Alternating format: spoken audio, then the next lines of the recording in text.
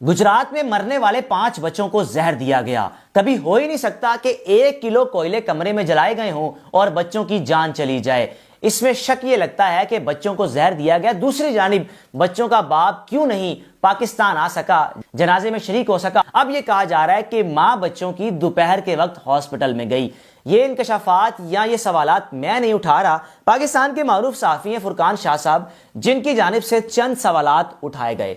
पहला सवाल ये कि 5 बच्चे कैसे एक वक्त में सो गए, वो भी दोपहर के 5 बज रहे हैं या 6 बज रहे हैं या 7 बज रहे हैं।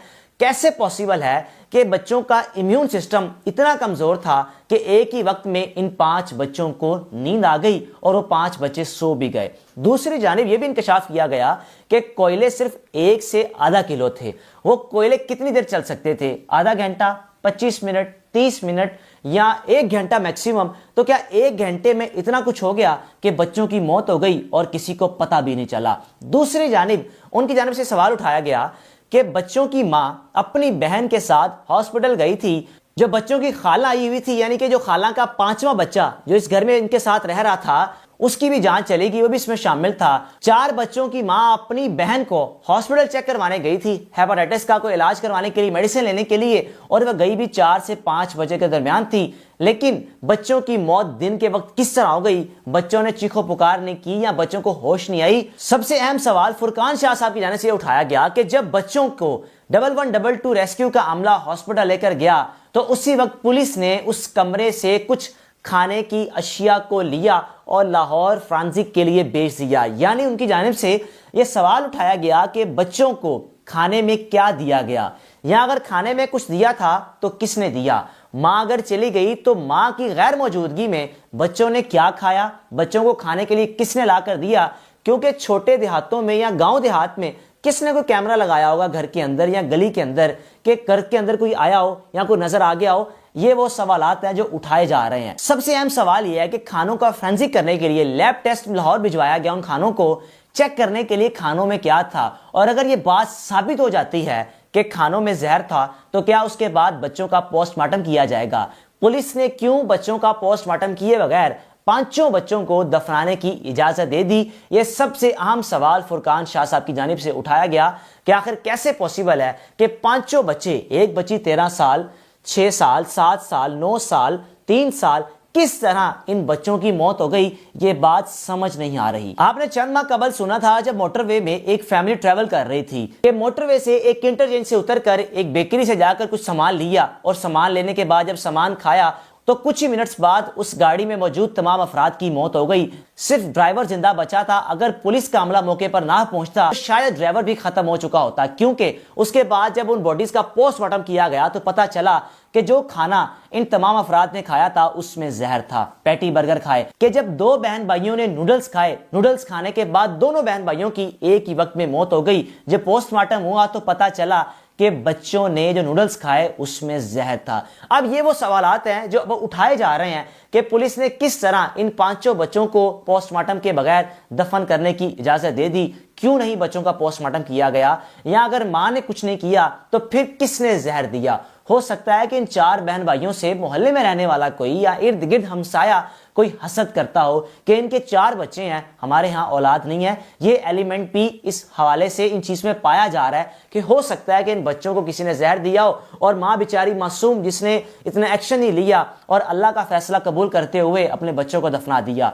दूसरी जानिब बाप जो कि मलेशिया में मौजूद है, उसकी तनख्वाह बताई जा रही है 60 से 65 हजार। वो किस तरह अपने बच्चों के जनाजे में आकर शरीक होता? फुरकान शाह साहब ने यह भी कहा कि हो सकता है उसने अपनी कंपनी से कितने एडवांस पैसे ले लिए हों कि उस कंपनी ने उसको पाकिस्तान आने की इजाजत नहीं दी कि जब तक तुम इस कंपनी में उतना काम नहीं करोगे या जो तुमने कर्ज लिया हो अदा नहीं करोगे तब तक हम तुम्हें पाकिस्तान नहीं भेजेंगे, क्योंकि उनके ज़हन में ये चीज होगी ये शख्स पाकिस्तान जाएगा तो वापिस मलेशिया नहीं आएगा। अब उस माँ की तो गोद उजड़ गई। माँ जिस तरह तड़प तड़प कर रो रही थी, मैं ये बात मानता ही नहीं कि इन बच्चों की जान लेने में मां का किसी भी किस्म का कोई हाथ होगा या मां का किरदार होगा। अगर इन बच्चों को वाकई में जहर दिया गया यकीनन मोहल्ले में ही कातिल मौजूद होंगे, हमसाये में मौजूद होंगे। हो सकता है कोई दुकानदार हो, कोई जानने वाला हो या जिसको इस बात का पता हो कि बच्चों की मां अपनी बहन के साथ हॉस्पिटल जा रही है और पीछे 5 बच्चे अकेले हैं। किस तरह एक ही वक्त में 5 बच्चों की मौत हो गई। और इंटरेस्टिंग चीज ये है कि बच्चे नींद रात को लेते हैं 8-9 बजे 10 बजे। आजकल तो वैसे भी छुट्टियां चल रही हैं, बच्चे रात में लेट सोते हैं कि हमने सुबह स्कूल जाना है। तो किस तरह बच्चों ने 5-6 बजे ही सोने का फैसला किया। ये पांचों बच्चे सो गए, एक नहीं, दो नहीं, तीन नहीं, पांचों बच्चे एक वक्त में सो गए, वो भी शाम 5-6 बजे, और पांचों बच्चों की मौत भी हो गई। ये वो सवालात हैं जो हर जानिब उठाए जा रहे हैं और बार बार उठाए जा रहे हैं कि पुलिस को इन बच्चों का पोस्टमार्टम करना चाहिए था। एक और सबसे अहम चीज, बच्चों के जाए वकुआ से जहां बच्चों का बेजान जिस्म मिले उस जगह पर वॉमिटिंग भी हुई थी। यानी जब तक आप कोई चीज ऐसी ना खाएं या जहर ना आपको दिया जाए, आपको वॉमिटिंग आ ही नहीं सकती।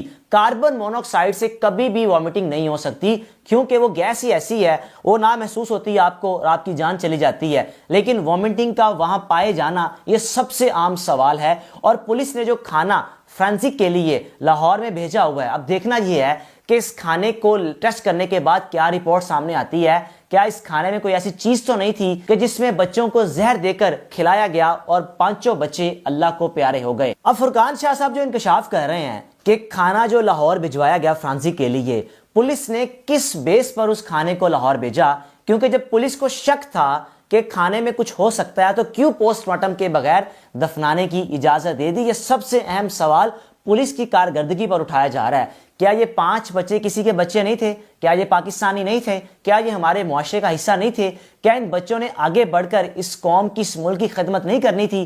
क्या ये बच्चे किसी के पराए थे? पराए भी हों, थे तो इंसान। 4 बच्चे, एक उनका कजन, कुल मिलाकर 5 बच्चे, मासूम फूल जैसे बच्चे। सबसे बड़ी बेटी जिसकी उम्र 13 साल है, आप यकीन जानिए उस बच्ची पर क्या बीती होगी। या अगर उन्होंने खाने में जहर दिया भी गया तो इन बच्चों से बदला लेने का क्या मकसद था। जनाब लाइबा जिसकी उम्र 13 साल है, 13 साल की बच्ची को अच्छी खासी होश होती है। अब हाशिम जिसकी उम्र 11 साल, हादी जिसकी उम्र 10 साल है, मनान 6 साल और सलीम फयाज जो कि 7 साल जो बच्चा है, ये उनका कजन था, खाला का बेटा था। अब देखना यह है कि फ्रांसिक रिपोर्ट में क्या सामने आता है। अब रिपोर्ट में अगर कुछ इंकशाफ हो गया तो फिर उसके बाद जब बच्चों का पोस्टमार्टम किया जाएगा, समझ से बाहर है ये केस किस रुख में जाएगा और ऊंट किस करवट बैठेगा। और आखिर अगर वाकई बच्चों को जहर दिया गया हो तो फिर उसके बाद पुलिस किस तरह बच्चों के कातिल को तलाश करेगी, ये सबसे अहम सवाल और एक मुश्किल मरहला होगा पुलिस के लिए। अपने मेजबान को इजाजत दीजिए। अल्लाह हाफिज।